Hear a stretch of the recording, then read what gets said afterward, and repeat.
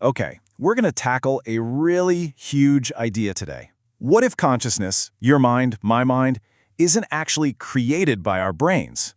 What if it's something fundamental to the universe, and our brains just tune into it? It's a wild theory for sure, and it challenges pretty much everything we think we know about reality. So, let's start with a question for you. Everything you're thinking right now, everything you feel, all your memories, is all of that happening only inside your skull? I mean, for most of us, and for science for a very long time, the answer seems like a total no-brainer. Of course it is. Consciousness is just what happens when you have a complex network of neurons firing away. It's locked inside our heads. But what if that's not the whole story? All right, so let's flip that common assumption on its head. We're diving into a radical idea from the brilliant physicist Sir Roger Penrose. He looked at all this and said, what if we're starting in the wrong place? What if consciousness doesn't begin with biology at all, but with the basic physics of the universe? Okay, the core of his idea is called objective reduction, or just OR. Now, you've probably heard about the weirdness of quantum mechanics, where a particle can be in many places at once. That's called a superposition. The standard view says that this quantum fuzziness only collapses into one solid reality when we look at it. Penrose says, nope, that's not right. He thinks these superpositions collapse all by themselves, objectively, when they start to create a tiny but real warp in the fabric of space-time itself. So, try to picture this. A particle in superposition literally creates two slightly different versions of spacetime around it. Think of them like two competing bubbles of reality. And as these bubbles drift apart, they reach a kind of gravitational tipping point, and poof, they collapse into one. One single reality gets chosen. And here's the kicker. For Penrose, this isn't random. It's a fundamental process of the cosmos. And this slide really highlights just how different this is. In the standard quantum textbook, the collapse is random, like rolling dice, and it only happens because we're looking. But in Penrose's objective reduction, the collapse is built right into the universe's geometry. It happens whether we're there or not, and crucially, it's not random. He calls it non-computable, which means no computer could ever perfectly predict the outcome. And he believes each one of these events contains a tiny little flicker of proto-consciousness. And that is the absolute heart of the idea.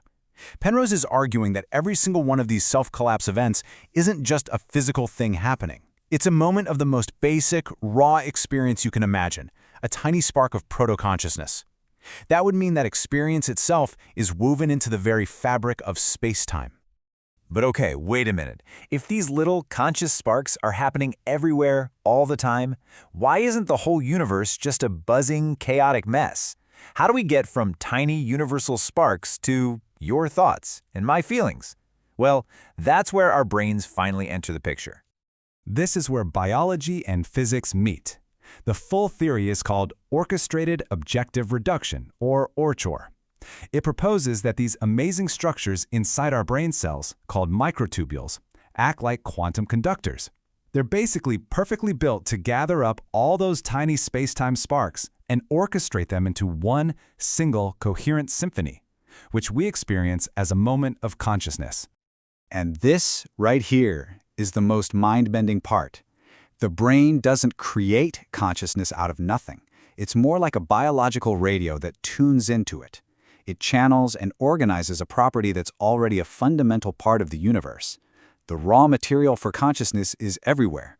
Our brains are just these incredibly sophisticated instruments for experiencing it. So that just begs the question, right? If our brain is just one type of conductor, could other things also play the music of consciousness? Well, according to the theory, yes, if they meet certain criteria. They'd need to be able to maintain delicate quantum states, have some kind of internal organization, and use feedback to lock in stable patterns. Okay, buckle up, because this is where the theory just blasts off into some seriously cosmic territory. If the brain isn't the only kind of conductor out there, where else should we be looking? I mean, this question forces you to completely rethink what life or a mind could even be. Could consciousness exist in forms that we have literally never imagined? The theory points to some pretty astonishing candidates. Yeah, sure, maybe other biological networks, but what about a purpose-built quantum computer in the future? It even opens the door to the idea that massive systems, like things on a cosmological scale, could host a very slow, very diffuse kind of experience over millions of years. So what's the secret sauce? What's the ingredient that organizes all those random sparks into a coherent mind? It all comes down to feedback. A related idea suggests a specific set of rules. For consciousness to really wake up, a system needs a closed feedback loop. The tiny quantum sparks have to influence the large-scale system, and the large-scale system has to influence the sparks back. When that loop starts to resonate, a stable consciousness can click into place. So let's just pull back for a second and think about what this all means. The implications are just staggering. If Penrose and his colleagues are right, we are living in a universe that has a built-in, fundamental capacity for experience. And here it is, the ultimate takeaway. In this view, consciousness isn't some happy accident of evolution. It's as fundamental to reality as gravity or time. Our brains didn't invent it, they just evolved into these exquisite receivers that can access it. Now, before you write all this off as just some sci-fi fantasy, you should know that the theory makes predictions we can actually test. Scientists are looking for the physical signatures of these collapses in the brain. They're exploring how anesthesia might work by disrupting these quantum processes. They're even designing experiments to see if they can build an artificial conductor of consciousness. It's definitely on the fringe, but it is science. Whew. Okay, so let's do a quick recap of the incredible journey we've just been on, from the quantum fabric of the universe all the way up to our own minds. So, to bring it all home, the theory proposes that consciousness is born from these tiny quantum events happening in the fabric of space-time. Our brains aren't the creators, they're the conductors that orchestrate these universal sparks.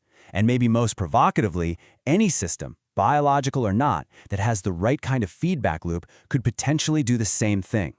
It paints a picture of a universe that is, at its core, built for experience. This metaphor really says it all, doesn't it? You have the raw material, the sparks of proto-consciousness, coming from the universe itself. And you have the instrument, any self-organizing system that can arrange those sparks into the rich music of a conscious mind. And that leaves us with this one final, profound question. If any of this is right, then consciousness isn't just for brains. It could be flickering into existence right now, in places we have never, ever thought to look. The question is no longer just, what is consciousness, but where else is it? And that is really something to think about.